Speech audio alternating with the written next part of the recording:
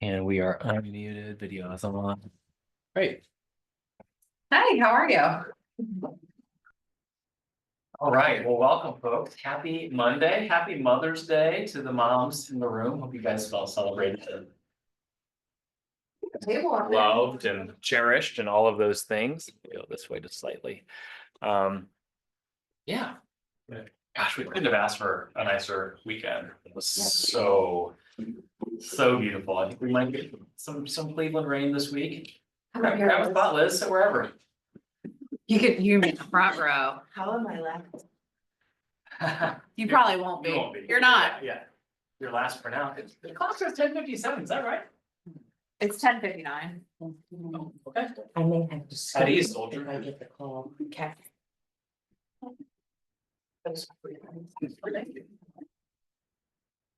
Woo-hoo. He's living my life.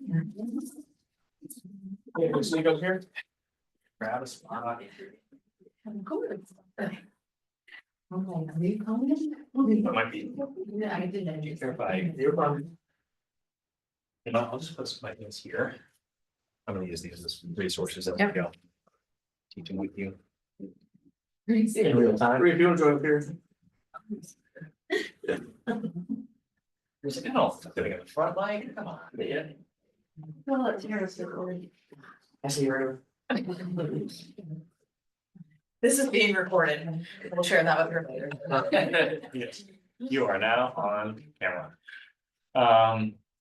Yes, thank you all for coming.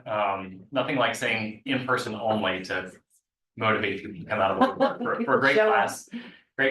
class like this one. When you're in this business, you are in the being professional business. I know even for those of us that work SOI primarily, hey, you know, would you come look at my house, friend of mine? I'm gonna argue that having a professional level of preparation, I'll call it that. I don't even like the word presentation because that sound like you're doing some song and dance for people that you know and love. That's not the goal, but the goal is to look like a professional who has experience, who knows what they're doing, who's with a company that's going to support them, who's ultimately going to educate the consumer, because a presentation is ultimately about them, not about you. Why does impressing the people that already love you matter? You can sit there. Because they look at you differently. Because they look at you differently. Why does that matter? Well, so people that you know that love you probably already trust you. But they see you as your social self. So you need to prove to them that you are also top of your game in your professional world. Yep. Has anyone ever lost a listing to someone that like, oh, we're friends, so of course, and then you didn't bring it perhaps in the way that you would Right. have if it was a total stranger and it's like, oh, I didn't realize I was being interviewed there. Like telling it all. Yeah, we won't, I mean, it's natural. I'm gonna argue when you're working with people that would already work with you otherwise, you're not seeking to impress them necessarily just so that they do business with you. You're seeking to impress them because that creates a referral partnership. You know, if you're like, oh, I'm a friend who happens to have my license that can open the door for you, they're gonna be like, sure, I'll work with you, but I'm not a raving fan for you on behalf of others. But if Liz comes in, says, yes, you already know, like, and trust me, but boom, I want to show you that I'm prepared and check out this presentation that we're gonna walk through here.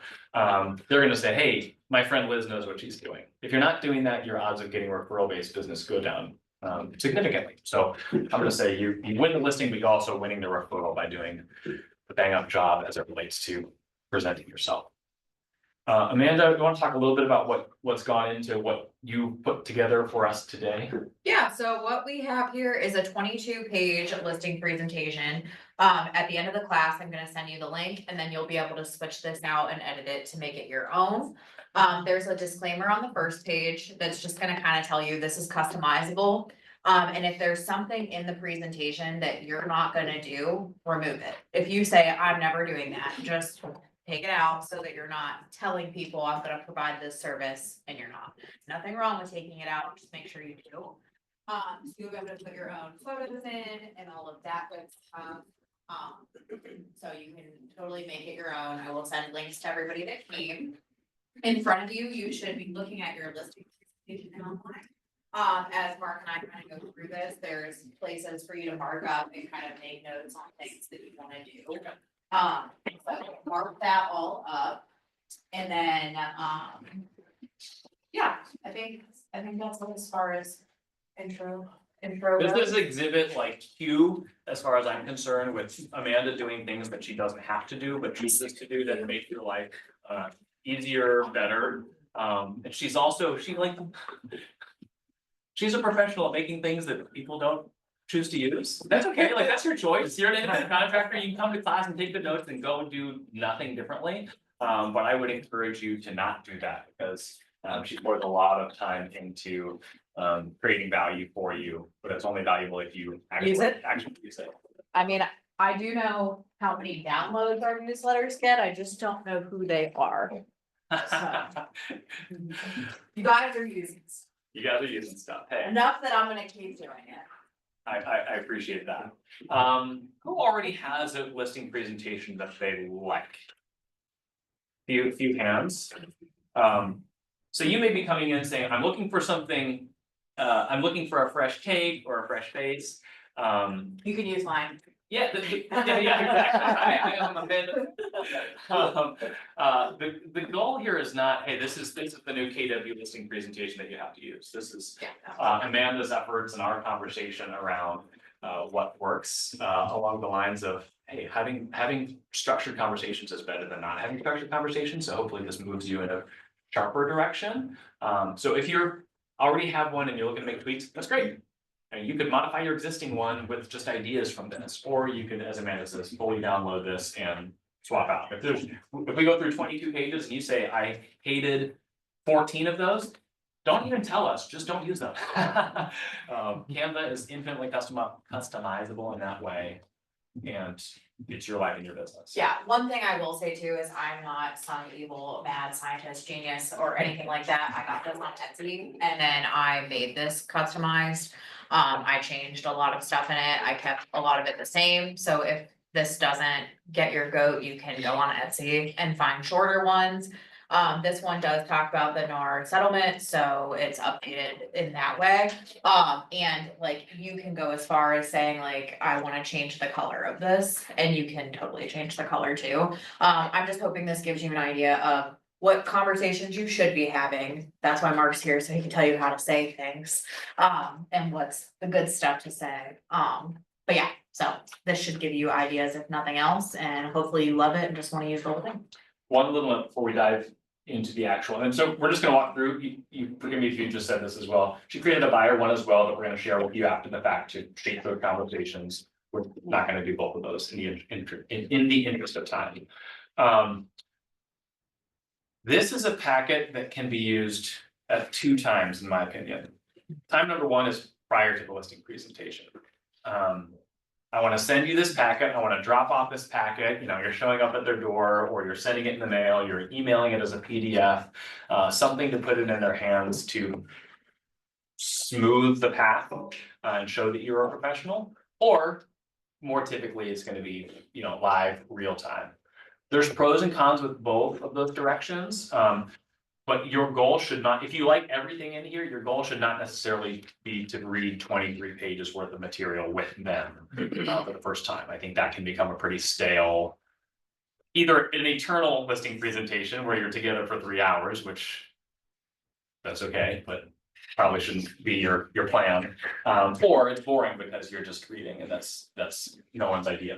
How long would a presentation of this size, if you summarized and skimmed it, did it right and did it well, how long would your listing presentation? If I'm going in, bringing this, not having sent it to them ahead of time, I'm showing up to my presentation, having had the conversation. Hey, I know why you're moving. I know your motivation, your timing, kind of the big picture buckets that shape this. I'm not showing up blind with that. So if I have that stuff out of the way, this should be no more than 30 minutes of my hour to hour and a half presentation. My ideal process, and you guys are professionals too, would be I'm showing up and I'm immediately walking around the house. Hey, take me on a tour. What do you love about this house? depending on the personality of your seller, it could be, that could take a long time, or it could be pretty quick. But you wanna allow probably at least 15 minutes minimum for the walkabout, giving them time to explain what they love. Then I think you can dive into this. Hey, what we're gonna do today is we're gonna talk a little bit about what it means to work with me, what our process will look like, what you can expect in working with me, and then we'll talk about next steps from there. So this would be kind of the middle meat, in your, and we'll get to the page. I think Amanda's got it noted where your comps would go. Yeah, We're not I gonna do. talk about preparing comps today. So yeah, that would be my take. Okay. I know I am one who routinely finds myself in 90-minute to 2-hour long listing presentation or listing appointments because I like talking to people. Are we starting with cover page? Cause I just have one note to make Go ahead. on your Yep. bio page. So your bio Can we make this page, bigger? yes. I mean. Yeah. That good? Sure. Yeah, best I can do. So your bio page, a couple things I will note is I've seen lots and lots of Chat GPT versions of bios. Although Chat GPT is great, I use it, I can't lie to you, I love it. But I would say if you're gonna do a Chat GPT bio, use it and then take some things out to make it more personal. Especially if you're meeting with those friends that you're trying to show are a professional as well. They're gonna be like, dang, I knew Liz was a professional, but not this professional. This isn't even her. So just, She Chat GPT. yep, so I think you can totally use it and it gives you an outline on where to go. And I know it's awkward to like talk about yourself and your accolades and all that good stuff, but just add a few things in there that really sound like you and it will make a world of difference. Yep. This is, it was on the cover, the front page as well as the intro page. We assume, okay, yeah, we're here to talk about selling their home, but continue to hit your messaging. My goal is to sell your home for the highest value in the least amount of time with the least amount of hassle. Those are the 3 things that we're looking to do. This is, sell your home for the maximum value in the shortest amount of time. I'm gonna add least amount of hassle, because many sellers, the hassle factor is the thing that they're hung up on. And why you will end up winning a listing is because you're removing hassle, because a lot of people out there think they can sell it for as much as you could, even though we know that that's not going to be the case. Sorry, I'm playing around with this to see how we can get the biggest. Best view, okay. Good thing.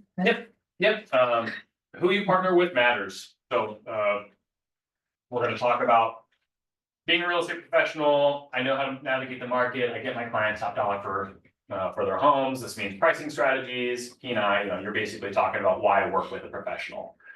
Talking about the importance, you go back up a quick second, talking about the importance of industry connections. I might know buyers off the market that that I can tell ahead of time. There are things that I do. My network is as valuable as my skill set in a lot of ways. Why I work with KW? You can keep that in, you can keep that out. I think, how many of you, when you meet with clients, get the sense that your brokerage matters? How does that come up and how do you shape those conversations? So put Jane, your Beth on the spot, you guys both. Well, when I was at a different brokerage, that wasn't very big. Yeah. Like, I never converted it. Yes. Yeah. Yes, and anyone want to add to that? One thing Karen and I like to do are, usually our first meeting actually inside the building. Yeah. We bring them in, we set the professional expectation, and the first thing is like, oh, you guys own this? And we're, it's just that perception, so it's clean, and we've been into other brokerages and they're not always clean, so it's just, they're not always professional, so bringing them in here, I think makes a big difference, not necessarily that. Like who the upper management is to them, Yeah. that doesn't matter, but the expectation of a professional clean environment does matter. Yep, I think, you guys hit it on the head. Bottom line is. They're not looking to compare what can Remax do versus what can EXP do versus what can KW, but they want to know that they're with a bona fide company. We've had some agents that have come from lesser known companies where like, I had to like argue for the fact that we were a real company too often. And it's like, you don't want to necessarily have to do that if it's not, we're a household name and that helps. So I think you'll leave leave it in and don't spend too much time on. If you are a newer agent, who you're not gonna be leaning on your personal accolades as much, this is certainly worth keeping, because you can say, hey, yes, I may be newer to the industry, but I'm partnered with, we sell more homes in the area, my brokerage sells more homes in the area than any other company out there by a meaningful margin, just so you guys know. We have like 21% of the market right now, which is remarkable. And I've got a coach in my corner, I've got a broker that I can call right away as we face things that I haven't faced before. There's no shame in not knowing what you're, not knowing every possible situation, nobody does. So that's great. Your exciting next chapter, making your move a reality. How did you happen to pick where you're moving? How did you envision your life changing in your new home? What opportunities does this move open up for you and your family? What did you love about this place? Why did you pick this place, etc.? Confirming your home's details. Do we think it's important to confirm, before we go on a listing appointment, I'm going to the auditor's site, I'm going to the MLS. Those are the two places that I'm gonna go every time, because those are gonna typically give me, what did it sell for last time? What sorts of transactions have happened in the past? What did they buy it for? Like they're getting some valuable intel there. Square footage, like you're getting that perception. Does validating that information with the owner, what does that do for you? Makes you sound credible, Sure. that you've done your homework ahead of time and you have the information. They may say like, I think it's this, many square feet, and you say, oh yeah, it's, this, or, you purchased it in this year. You just seem more credible and knowledgeable. Yep. And I think too, it helps out because sometimes sellers think a bedroom is a bedroom, but it's really not. So then it helps you have an understanding that you might have a potential hurdle to overcome whenever you get there. Yes. Yep, absolutely. Yeah, Alicia? I think it takes the stress off of the seller, because a lot of times they don't know the small details, they just know they wanna sell the property. Yes, I have no absolutely. idea how much square footage is in my house, no No. idea. See? Oh, it's on for some people. Yeah, Well, and that's it's square footage, nobody knows they know generically their lot size, Don't but know that either. But they'll be like, oh, well, we added this on and I don't think we counted, like, we never had someone come, we didn't. Didn't do it properly, we got a little add-on, this was never zoned, whatever, that obviously is gonna shape the financials and the choices you make in the process, so I do believe that's valuable. Asking them, and you're doing this more as you're going, so I think if you're presenting this after having walked the home, you're validating updates. Oh, what did you do? And they're gonna tell you this. Hey, as we go through, show me what you've done, not just show me the rooms, but oh, we updated the bedroom this year, we did the kitchen that year. We're proud of these cabinets that we picked. Let them tell the story.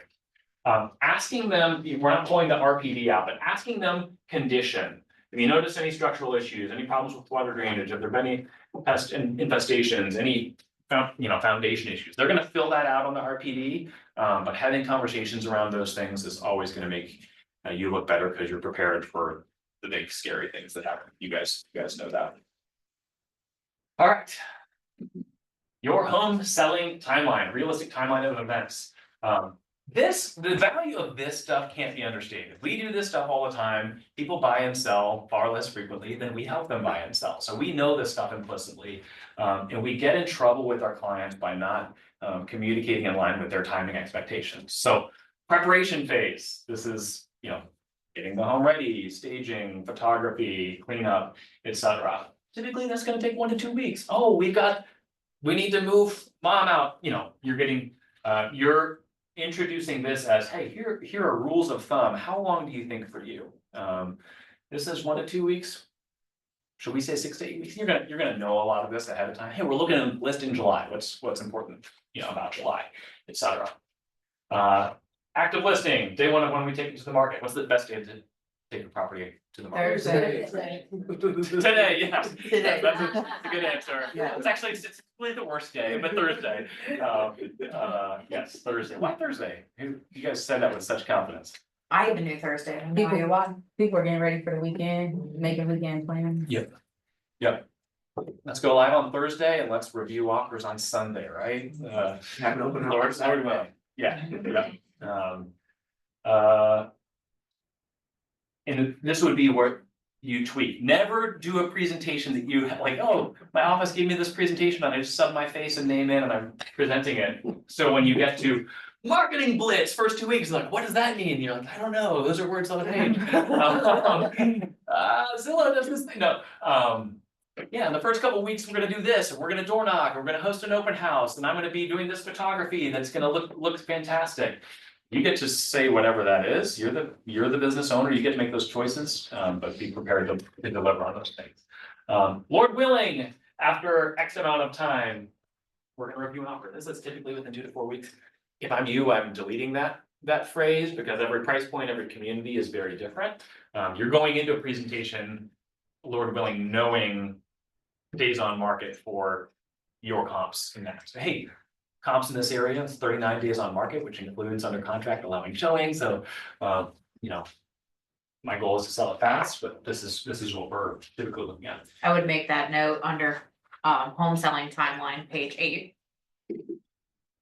Thank you. so you don't forget. Then you're sad when you do your first presentation and you think of me and you're like, oh. Oh, here I am, Oh. don't have that marketing blitz quite ready. And then the closing process, 30 to 45 days after offer acceptance. I think that's a fine range to leave in, because that is typically the case. Unless we get a cash offer that's really aggressive, or unless we have a unique situation that takes longer, that is a fairly typical timeframe.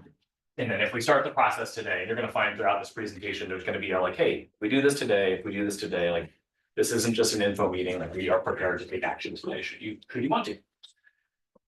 This is a tiny little note, but helpful. Your, estimated closing, your home could be sold and closed within 2 to 3 months from today. I think sometimes we think, oh yeah, like, okay, they want to list it by this date, but in reality, that means they want, as you ask questions, they want to move, or they want to be in their new house by this day, like getting really clear on that. Reverse engineering from what's most important. Is it when they get money? Is it when they're out of the house, when they're moving, etc. Impact of price on visibility. This is a fancy chart that talks about basically the risks of pricing it above market value. Our MLS has like a what do we call it? One of the default sheets that you can add to your comps that talks about this. That's actually a pretty helpful one as well. Does anyone talk about the risks of overpricing? Like, how do you have that conversation? Ashley, you were nodding. Yeah, I usually explain strategically, from my experience, it's better to price just under market value to attract multiple offers. Pricing over, just scares a lot of people away, and they're looking at other properties, they may have seen other properties and they see the upgrade. So I mean, I kind of individualize that to the property specifically, but really just sharing it's better to price under market value to potentially get what you're wanting anyway. Yes, we win. So this, for those of you who can't see, forgive us, you will get this. This is the percentage of potential buyers that'll look at it, and this is the value of the home, or the asking price of the home relative to the market value. And I'll use a phrase like, we get the best outcome, Mr. Seller, when we create the most competitive environment possible, which involves us marketing it and getting it in front of as many people as possible. And the best pictures won't account for quality pricing. So if we're not pricing this correctly, we're missing out. That's our biggest opportunity here. And so we want the most people looking at this, which doesn't mean we need to take a dive on the price, but the whole let's see approach to pricing traditionally doesn't create the best outcomes for sellers, both in time on the market as well as ultimate price. And the longer a home sits on the market, we know what buyers are willing to do as it relates to what they're willing to pay for that. How do you handle the objection? And I've heard this firsthand a million times. Well, we can always come down, but we can't go up. When they want to price here, right, and you're trying to explain the My wisdom. My response to that is, so what's actually true, Mr. Seller, is that we don't get to determine what the value of this home is, the market does. So this is a listing price, it's a marketing price, it's not the final sale price. And so you're correct, we can't adjust, for us to adjust our list price up, people don't do that. People adjust the list price down because they didn't accomplish that. But when we create the most competitive environment possible, the consumers adjust the sale price up for us. Consumer will adjust the sale price. Can you read the competitive part again? You wanna create the most competitive environment? Our goal is to create the most competitive environment possible. I always use that line. If we can have even two people that are playing ball on this listing, you know, the outcome is always that much better. And pricing is the number one thing we have. Anyone else have answers to Liz's question? That's just how I handle that.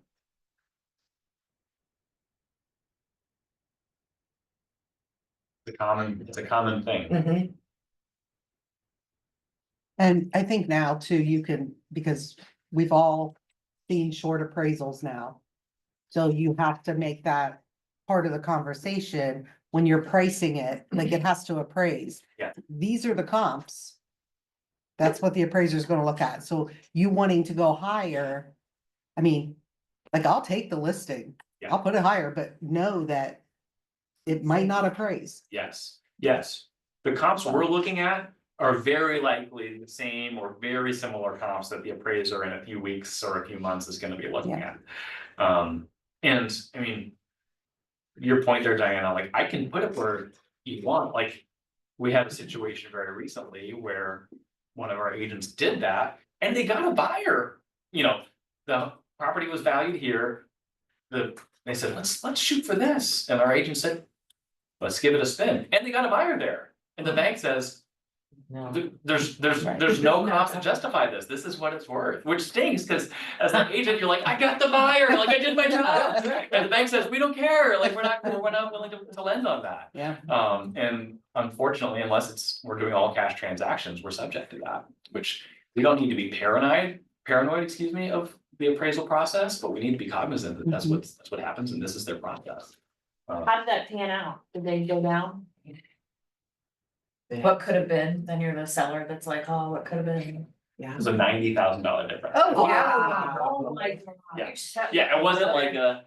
Wow, and the sellers came all the way down? Mhm. Wow. Yeah, well, and it was a unique type of property and a unique type of financing for that property. You know, Man, so all that to say, the seller was gonna be stuck with it regardless. It was like, this is, Well, 90,000 depends on what price range that's in though, too. it was 300 to 390. Okay. Yeah. That's a big one, 90,000, 90,000. Yeah, if it was like 950 to $1 million, You're yeah, right. yeah. Wow, well, I'm not there. It just depends.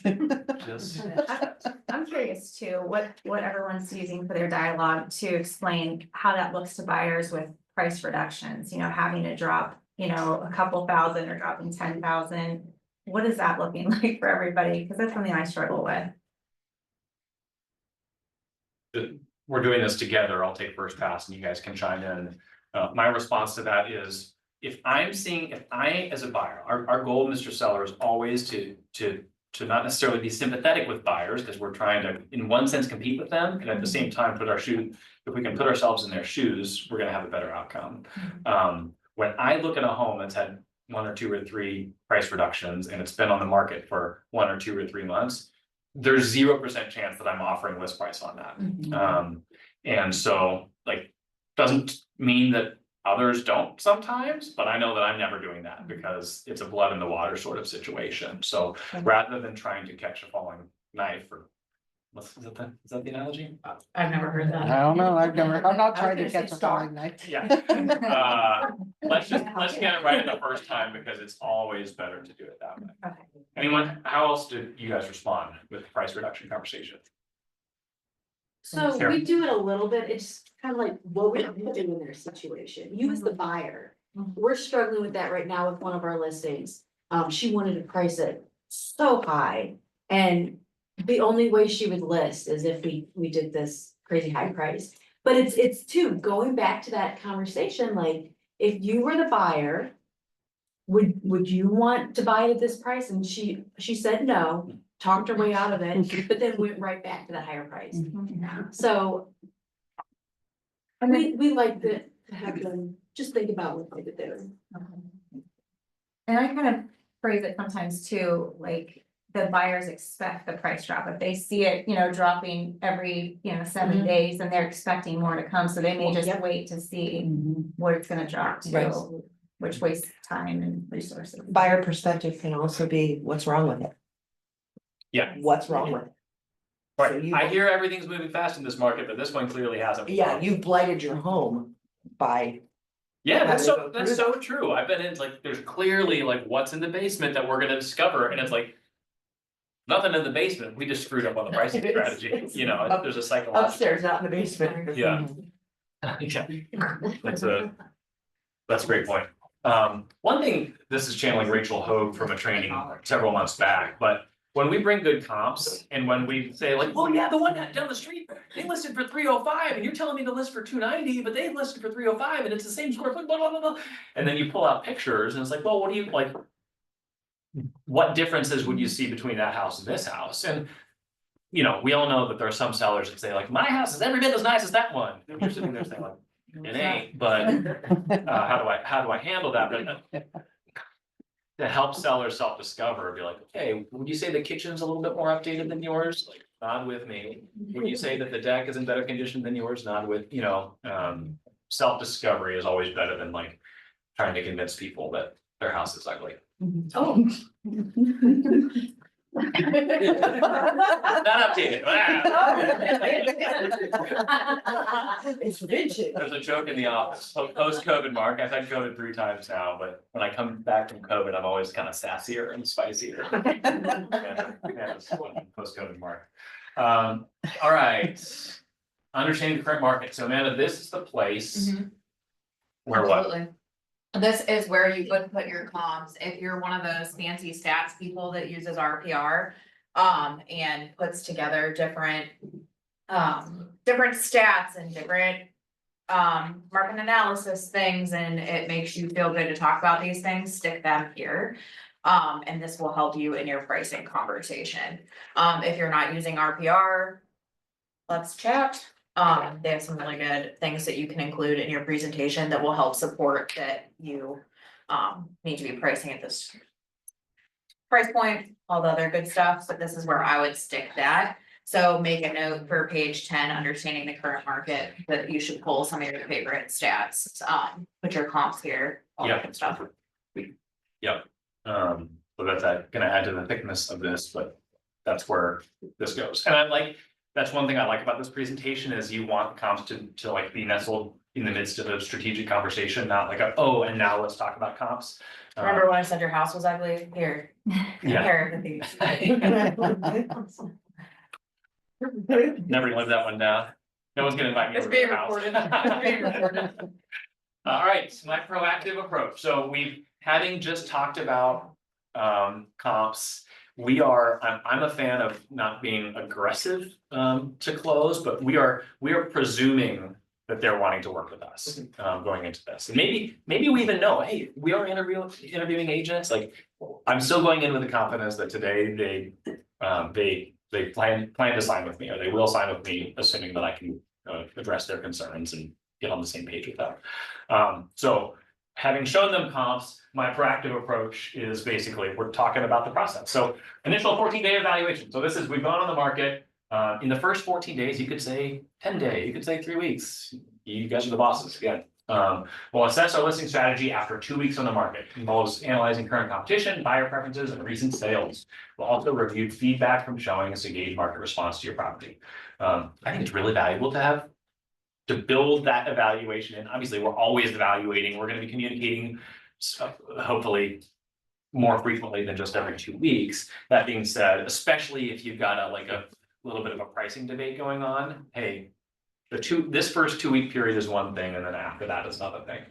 So then number 2 is data-driven adjustments. It's a fancy way of saying we need to adjust your price. Based on our evaluation, I may recommend changes to optimize our selling strategy. This include adjusting the price, refining our marketing approach, or tweaking the home's presentation to better appeal to potential buyers. 9 times out of 10, the tweak that needs to happen is the pricing. But I mean, I've seen some listings where you get some fresh photos at some point because they didn't do a great job of that, or maybe the weather was terrible, or there was some extenuating circumstance for why it didn't pop. Maybe you're doing an open house. We know that many sellers will say, well, what else, what else are you doing? What else can you put out? And they're not willing to budge on the price conversation. That's not invalid, but that's hard. Many of us have run into that. We do what we can. Flexible pricing strategy. Our initial price is a starting point, but we need to stay adaptable. I don't necessarily love this language. Like I'm very much a fan of, we gotta get it right at the outset. I think too many people could say, oh, if you're not having a good conversation with this language here, people could say, great, let's start here. Let's just see what happens. Negating everything that we just talked about the last 8 minutes. Yeah, so yes, I'm here to serve you, Mr. Seller. I'm here to guide you through this process. We will adjust as need be. That being said, we only have one chance to make a first impression, so pricing is the most important part of that. I'd write that part down. How was that? I can't see that. Are you able to Is this take, page 11? This is, Page 11, understanding the current, nope, yeah, page 11, stale listings Understand to approach listings. at the very bottom. are you able to take any of those things out? yes, yeah, Okay, it's all so you can fully just- editable. Okay. Say what you said again, Mark. Yeah. Oh, crap. Oh, We'll have to watch the recording. I was just You gonna only say, have go one back chance and to watch make the a first recording. You only have one chance. Yeah. Yeah, that's a line So we're for taking out number 3. when someone who's interested in, oh, let's see, and then we can adjust.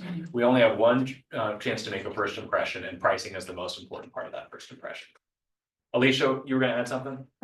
Yeah, so how long before you do a price adjustment? Cause I have a listing now, I told them it was a little too high, but of course they, want to do what they want to do. So how long before we should do a price reduction? 2 weeks, 30, 'cause I don't know, sometimes some properties are sitting a little longer. My answer to that's gonna be as fast as possible, acknowledging that we're dealing with people here. And so if you say, I mean, a line that I'll use is like, within 5 to 7 days, we're gonna have a pretty clear indicator of how people are behaving. Now, that's a comment for middle of the market style homes. If you're listing $1 million home, or if you're listing a $30,000 home, like homes on the margins, you're not having 12 groups coming through that open house, like it's a different type of traffic. But if it's a, $120,000 to $350,000, kind of a middle of the market style home, I'll tell folks within 5 to 7 days, we'll have a pretty good picture of what the market thinks of this. Okay. And I'm gonna encourage us to consider if we don't have a contract within 2 weeks, we're having a pricing conversation. And 30 days, 30 days is so long. I know that that's what Is some people 30 want to days hear. too long? I was wondering if I should wait 2 weeks or should I wait 30 days or sooner than that? I would say as soon as you can, without them feeling like you're forcing something. Like prior to COVID, 30 days was like normal, Yeah, but yeah. since- not in this market. Not now. Yeah. Yeah, but we're in the people business, and we never want our clients, buyers or sellers, to feel like, gosh, Alicia is just like Pushy. pushing. It's like, hey, my job is not to list your house. My job is to help you sell your home, and I'm providing advice as such. It's hard, but it's more art than science, I would say, as it relates to that. All right. Marketing touch points. When you So- work with me, go ahead. The thing I will say about this is please add the things that you do. If you do Facebook ads, if you're paying for mailers, if you're paying for ads, let them know you're gonna do an ad spend of $50. Each week or something like that. Put all the little things that you do. I left this pretty vague because I wanted to include the least and give you space to run and do the most. And I think here, every little thing counts, so. And I would say everyone says professional photography, but like there's quality photos, and then there's Matterport, and then there's drone, and then there's virtual tour. Like those are all different tiers, and if you do all 4 of those things, list those separately because those each accomplish something different. Just saying professional photography, unless you're just simply doing quality photos, which is great. I would add those separately. Absolutely. One note, we had a conversation about this and we didn't add it to this, so the online listing syndication, not to make this an entirely separate conversation now. But with the whole clear cooperation stuff that's going on that Rich has been talking with us about, and brokers are talking and debating with the MLS about. Can you do a delayed marketing plan? Like, there's a lot happening in this space about where does my listing go? And Zillow said recently, hey, if you don't put it on the MLS, we're not marketing it. And so some brokerages, we're not one of those brokerages, but some local brokerages would say, no, we list ours here through our special portal. And Zillow's saying, that's cool. Our buyers aren't gonna see it on Zillow. So as of this moment, you know, we're one of the companies that you're gonna get as much exposure as possible because we're doing things the traditional way, where it's gonna be syndicated out. We used to have a sheet that said like, hey, when you list with us, with KWLS, it goes out to these 25 different aggregators. The problem is, there's like now 1,000 aggregators and it's hard to list them all. There is a short list on page 16. Great. Yep, and that's a, So you could combine these two pages. You could combine page 12 and 16 if you wanted. yes, yeah, that's a good call, but I wouldn't spend too much time on that, but simply to say, when you list with me, you're getting as much exposure as real estate professionals can get today. I'm not gonna name the other brokerages that don't provide such benefits, but like, that's not a given anymore, even though it was just a couple of years ago. And it's a very, like, we're not gonna mention other brokerages, because those brokerages may change their minds, and do things differently, and others may join forces, it's quite a wild time to be doing this, but you don't want your sellers taking that for granted. And if they're interviewing someone else, that someone else might be at a brokerage that's not gonna give them as much exposure as you can. Page around, Page 13. find that number, so that's why I asked. The one that looks like this. So when you work with me, this is what my strategy to reach today's buyers is. Number one, and you can add, edit, or delete, establishing a strong online presence, you know, online listing, professional photography, virtual tours. Number two, leveraging our extensive agent network. Going back to the brokerage conversation. Going back to the brokerage conversation, there's changes every month, but right now it's like 176,000 KW agents in the country, and so getting that level of visibility, you don't want to camp there, but you're getting in front of as many people as possible when you're with KW. We're going to provide in-depth property information. We're maximizing your curb appeal and visibility.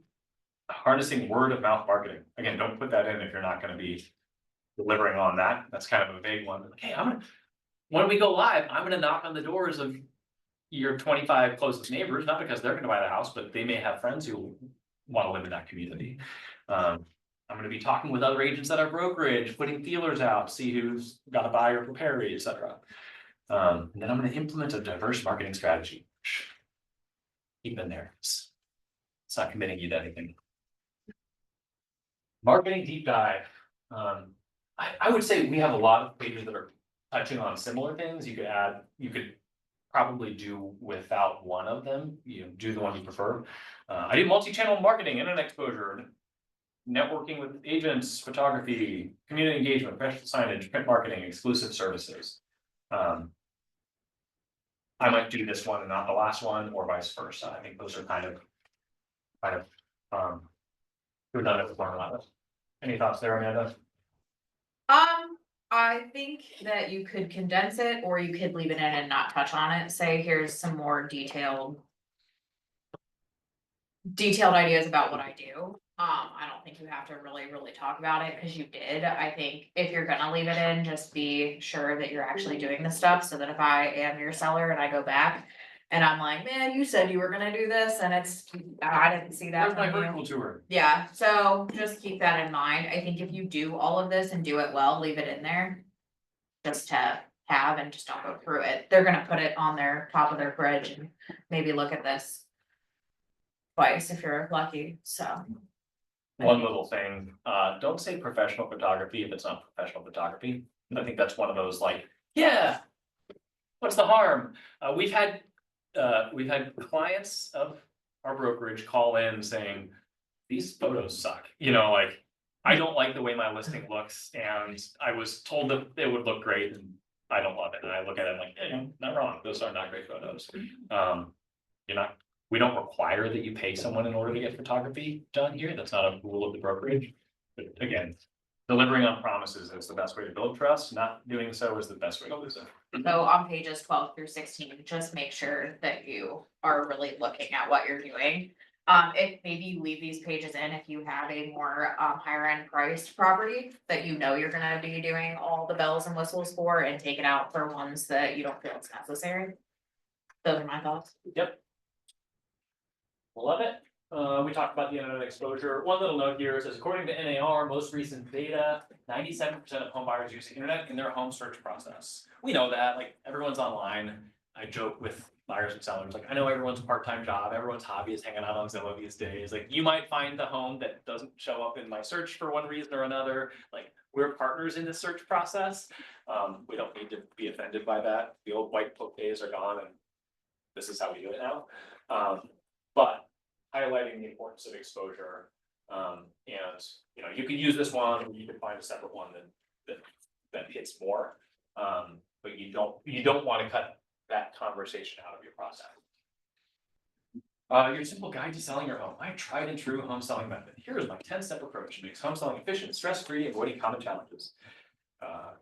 Step 1, initial consultation. Step 2, home evaluation. So the initial consultation, that's probably your 15-minute phone call where you're learning why they're selling, the things that matter. Step 2, home evaluation.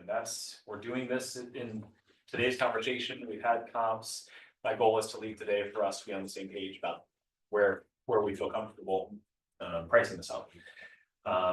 Step 3, prepare for showings. Step 4, marketing launch. 5, showings and open houses. 6, review and negotiate offers. 7, due diligence. 8, seamless closing. 9, after sale support.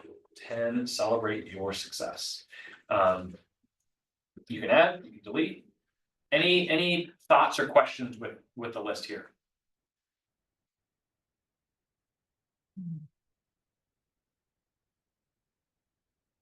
Anything you'd add?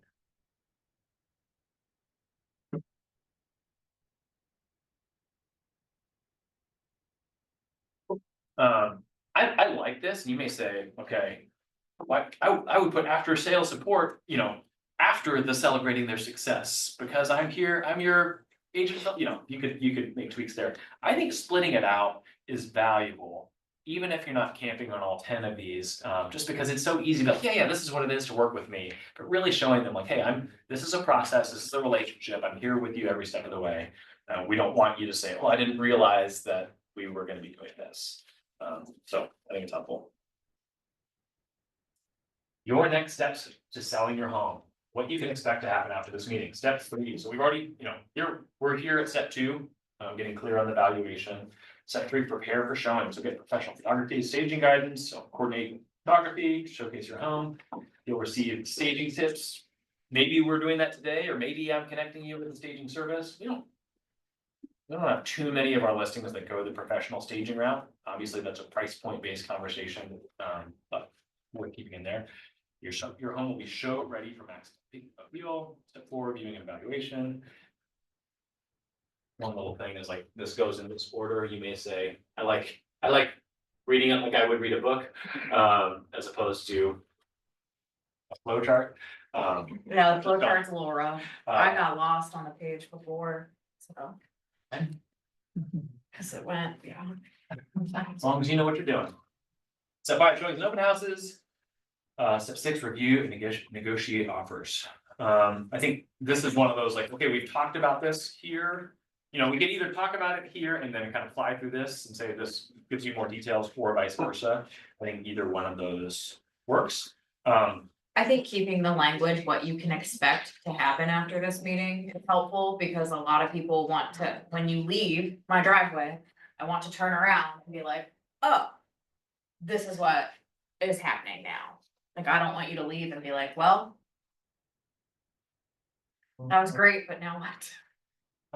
One note about step 3. So I would say, when a seller is anticipating meeting with you for the listing consultation, the number one thing that they are most curious about is what? Wow. Yeah. Oh. Your opinion of the value of their home, even though they already have their opinion, they want your buy-in to that idea. So that's number one. Number two is like, I want your advice on what I should do. Do I need to do this to the bathroom? Should I, and so.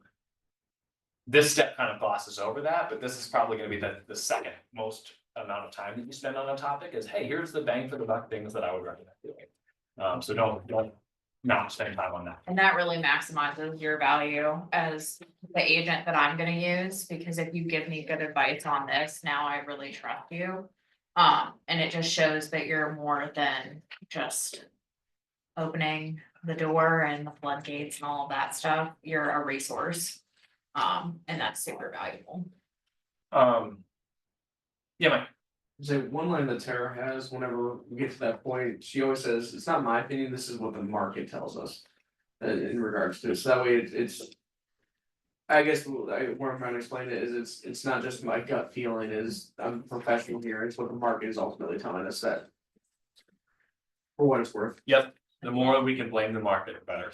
Yeah, and then it doesn't make them defensive towards us. Yeah. It creates a unity, like, I'm on your side, here. I'm Yes. just trying to give you all your options. Yes, that's such an important framework. It's like Jose will say, like, envision sitting on the same side of the table as them. Like, we're on the same team. This isn't us. And he'll even say, like, he's gonna try to sit as close to them as possible, which is funny because he's a pretty like, give me my space sort of person. But like, you want them to feel like you're a partner, not this like suit that's trying to convince them of something they don't want to do.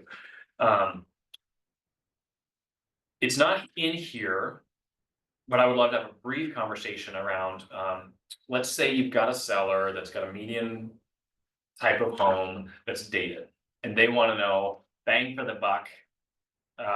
Hey, we don't wanna replace the carpet, cause we wouldn't wanna make choices for the next person. We would rather just like build that in to the deal. Talk with me about how you handle the seller that doesn't really wanna do stuff, not because they're unwilling, but because they think that the buyers would rather make their own choices. Anyone have thoughts there? Not a good first impression. Yeah. Like if they have green carpet and want the top dollar for it. I had a seller who had aggressive purple carpet in a very large master suite, which Amanda might have loved. I like, would have. And the lady is like, it was a hard conversation. She's like, hey, but what if they love purple carpet? And I was like, The odds are low. there is that chance. But I wouldn't build our marketing plan based upon that outside chance. Sorry, man, I didn't show that home to you. Yeah, first impression, other thoughts to add, yeah, Beth? Some people can't see past that. Yeah. Yeah. Like, Yeah. I can walk in the completely destroyed house and see potential, but some people can't get past paint. Or Yes. carpet, and there's like, Yeah, you have to be a visionary. They just can't, yeah. Yes, Or the buyer will exaggerate the cost of something. yes, Yeah. yep, And I- Granted, it is white or, a gray or something like that. They're like, well, they're not gonna like that, but they can envision. they can something. envision it, yeah, Yeah. you're neutralizing it, Yeah. Diana? And I think the majority of buyers today, especially younger buyers, don't wanna do anything. They're paying top dollar for a home. They just wanna move in and do nothing. They like to watch people do work on HGTV, but they don't wanna do that work. Exactly. They like the reveals at the end because that's the home they wanna live in. Yeah. Way more people think that they're like. Wanna fix up a home than actually do. Yeah, you don't. Yeah. Trust me, you don't. Ashley, were you gonna add anything? to Well, that? I was just, it depends on what their budget is Yeah. too, but just picking the right, like the neutral paint, I have a seller right now, we ended up painting the ceilings and painting the room. It was sentimental, the color, the one room, but we had that conversation about buyers are adding dollar signs and they're gonna use that as a bargaining chip to why they're gonna offer you less. That's a really good line. And then also, flooring allowances, for carpet and things are great, but that doesn't necessarily sell a home, that might be good to add in if it's been on the market as just like a little perk to let the broker know, but really it's those first impressions and picking the right choices at the lowest cost, if cost is a concern to you. Well, and to that point, allowances assume what? Allowances assume that they've come to the house and are considering writing an offer, and that they've got a realtor that like read read the broker remarks, you know, like. Okay. It assumes so many things having gone right to that point, whereas most people vote up or vote down on a home based upon a 3-second impression online. And so if you've lost them there, unless they truly are someone that's willing to do the work, they're not gonna play ball. So we need to win the digital viewers would be a line that you might use. And I'm saying allowances, people, I think, back in the day, allowances were, you would get a check at the end of closing to make those Yeah. repairs. You can't do that anymore. So Correct. saying allowance for carpet is, you Yeah. really can't do that. Yeah, we're gonna reduce the So, price accordingly, or a seller concession, or. yeah, Yeah, it too much needs to go right in order for that to work out. So a lot of the buyers won't have the cash to do that either, so Correct. that's a Right. big thing too, like they can't roll it into the loan, it's probably not gonna happen. Correct. Yeah. And we're not talking new kitchens here, like, okay, we've all seen dated kitchens, like, we're talking flooring, we're talking paint, and I would say fixtures if you can, like, those are low cost, high impact. Changes that hopefully a seller can afford, but yeah, we're not redoing a kitchen just because it's not the 90s anymore, like that's. You're not asking them to spend $30,000 in order to market their home. Mine is seafoam green from the 60s. Hey, you know, some people like that. We have like the green tile bathroom situation, and my wife's like, we renovate this, I don't want you renovating that. I have a buyer right now that, she won't even look at a home if the bathroom's been remodeled. She wants the old vintage. Yes. Oh, And do you wow. know how hard it is to find that now? She would have loved my pink bathtub, that's gone. Oh, yeah, Yeah, my brother-in-law has a maroon toilet, and I'm like, Oh. Maroon. Yeah. That cost a lot of money back in the day, like the black toilets. those I were- had Yeah. match- yeah. the matching pink toilet, pink stand-up shelf sink, and pink tub. I'm selling. Pepto-Bismol pink. Love it. yeah. I'm selling a house right now that's all black marble and black fixtures in the bathroom. It is like right out of Scarface. Someone paid a lot of money one day. I'm like, get in that tub with all the bubbles and. Is that in your Look at the marketing pelicans. pictures? Is that in your marketing photos? Oh, It's, The bubble bath? it should be, I actually set my buyers a meme with him in. Oh, that's amazing. All right, let's keep moving. This is more detail of the 10-step process. Let's keep moving, Amanda. Is it really necessary to offer commission? We're not gonna camp on this. We've talked a lot about this. Here are some facts to consider. And I think this is just helpful language. You certainly want something in here relative to the value of offering commission, whether it's this or something else that you prefer. Pros of offering buyer's agent commission. Offering a buyer's agent commission is a strategic move that can significantly impact the success of your home sale. It incentivizes buyer's agents to prioritize your property, leading to increased showings and potentially faster offers. This approach can help your listing stand out in a crowded market, attract serious buyers, and ultimately lead to a quicker sale. There's lots more we could say. You might not prefer a praise in there, but you want to make sure. I strongly discourage from a like, let's just see what happens mentality, like at least beginning, and even if that's what your listing agreement ends up doing, saying, hey, well, putting a 0 here because we just plan on negotiating, which is a valid thing. This class is not about that, but you want them understanding the value of offering a buyer agent commission. That's my perspective. The flip side of offering buyer's agent commission, it's important to consider the additional costs involved. While a commission can enhance visibility and attract more buyers, it adds to your overall selling expenses. Evaluate how this investment aligns with your goals and market conditions to make an informed decision about whether to offer a commission. I don't love that box, candidly. I don't love it either. I think then you're trying to almost talk them out of it. Yeah, this is a pros, cons. I would personally probably delete that box and just say that. At the end of the day, it is your choice, but every choice we make may have consequences about the outcome of the sale. Make note, page 20, delete the gray box. Box number 2. Your call. This is on We are near the finish line. Do you feel this plan has what it takes to get your home sold? Are you ready to put me to work for you? That's kind of the classic. That's the closer. right Classic there. closer line. I understand this is a big decision. What specific concerns do you have that we haven't addressed yet? I want to make sure you feel completely comfortable before we move forward. And the moving forward is, let's pull out the listing agreement and let's do this right now. You're obviously showing up with that ready. I would have it separate from this. It's not like stapled to this. I'm pulling it in, saying, all right, you ready to get to work? You put me to work for you. what do we have past this? You know. The next page, so your next steps, we're signing the listing agreement, we're doing professional photography, we're preparing photos, blah, blah, blah, here's the process. I'm of the mind. Plenty of listing consultations leave without a signed agreement, that's okay. I'm not gonna advise a high pressure approach. And I would say many of us like tiptoe out of listing consultations, not having worked to understand their concerns.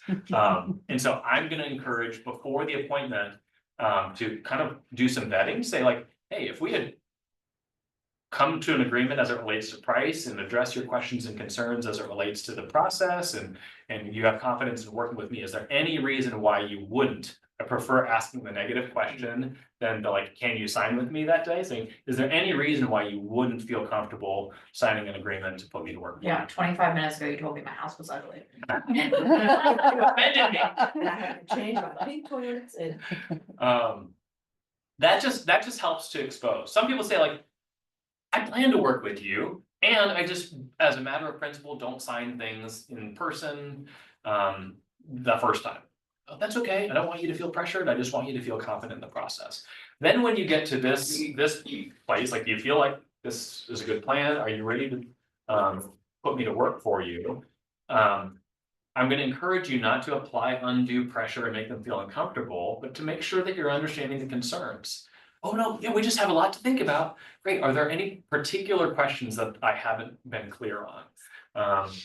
And you're gonna have a sense of that. Oh, we're just gonna be meeting with a few other people. Is there something that you're hoping to learn from them that I haven't addressed? Oh, well, I've just already got it, already got them scheduled. Hey, I respect that. Would you mind sharing when those are so I can follow up with you appropriately? I'm always okay. Hey, if it takes a time or two to lock it down, that's okay. But don't just tiptoe your way out without seeking to clarify. It's about gaining clarity more than it is about applying pressure.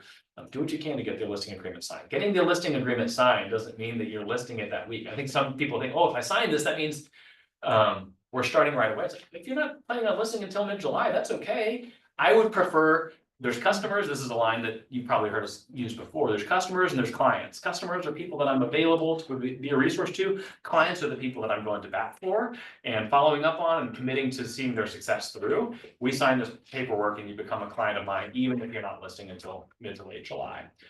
It's better to get the agreement and make changes as opposed to let's rally again after the 1st of July and see where we're at, because in those 2 months, who knows who else they met, who knows who else, you know, what uncle provided it in, oh, you can sell it yourself, you know.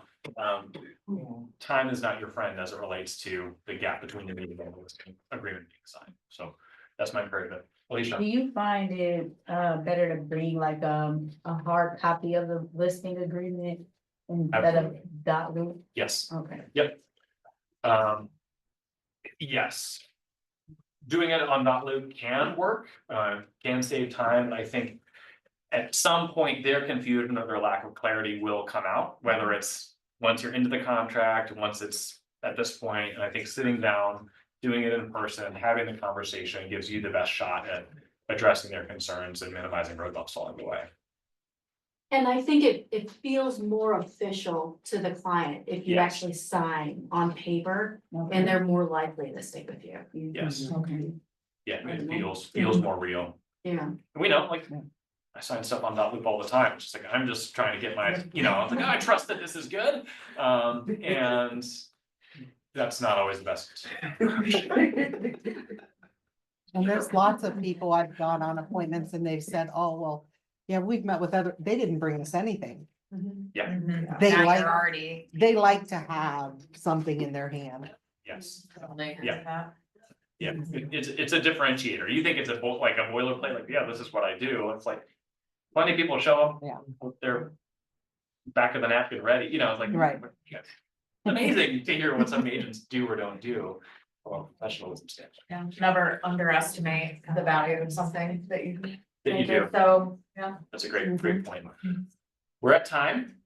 Any parting thoughts or questions? Amanda, are you gonna Yeah, I email? Yep, I will email, I took a list of everybody here today, I will email you out a link for a listing one that we just covered, there's also gonna be a buyer one, it matches, so it'll look cohesive.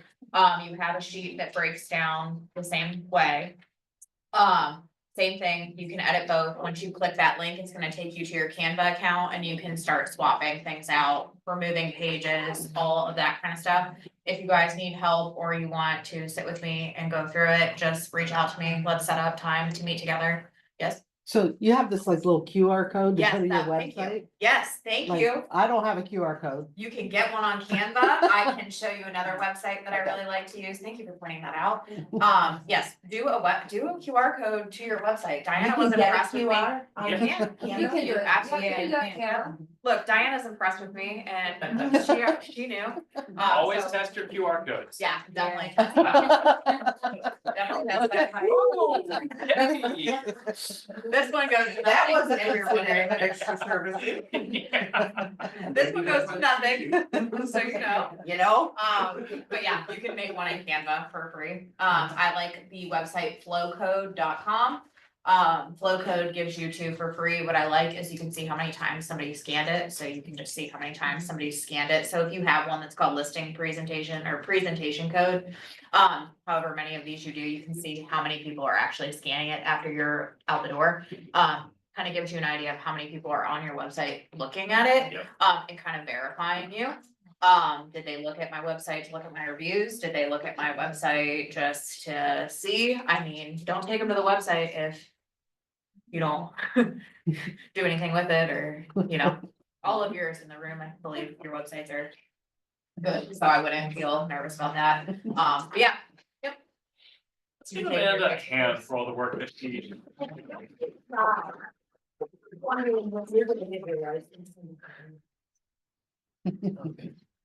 Cause you're doing an awful lot. Yes. Okay, will you pull up your calendar? You already need me? Yeah, Absolutely. next steps, right? I'm first on the list, ma'am. I do wanna get a picture of you guys before we go, because I'm just impressed with this group. Good turnout. Oh, yeah, no, let's hear it, man, you stand here. You stand by Liz. Come stand by me. Can I sit by Liz? Alright.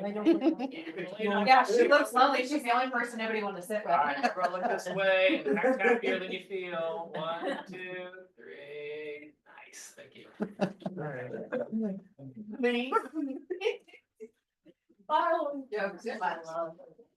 I do it all out. I know.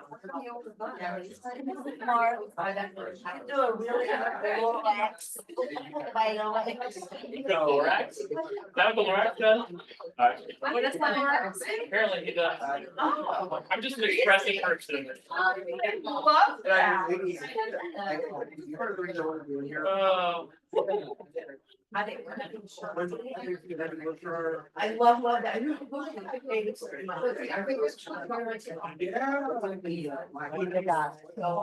I have 9 o'clock. Like. Here. If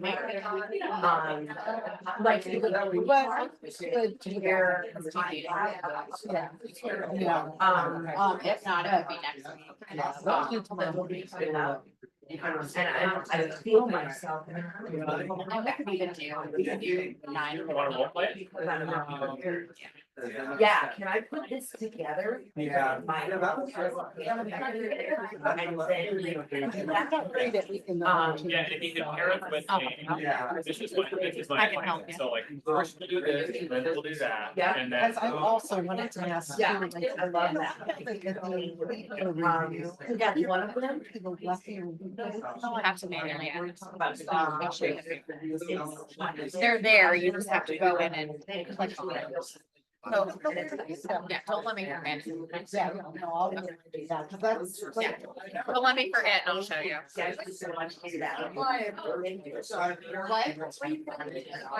already have it done. I'll send you the link. Oh, well, they was